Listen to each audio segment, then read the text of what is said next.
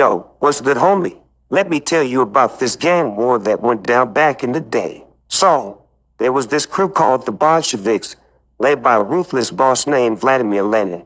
They were sick and tired of being oppressed by the ruling gang called the Tsarists, who were living the high life while the people in the hood were struggling. The Bolsheviks knew they had to make a move if they wanted to take over the hood. So they gathered their crew and started spreading the message of revolution.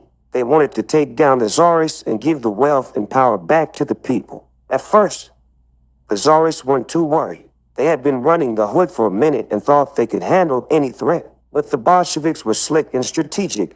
They started gaining more and more support from the people in the hood. The Bolsheviks were able to rally their crew and take control of key areas in the hood, like the factories and the train stations. They even got the backing of the soldiers in the hood, who were tired of fighting wars for the Tsarists without any reward. Finally, the Bolsheviks made their move and stormed the Tsarists' main stronghold, the Winter Palace. They took down the Tsarists one by one, and soon the whole hood was under Bolshevik control. But the fighting wasn't over yet. The Bolsheviks had to deal with rival gangs who didn't like their new vision for the hood. They had to fight off the White Army, a coalition of gangs who wanted to take down the Bolsheviks and restore the old ways.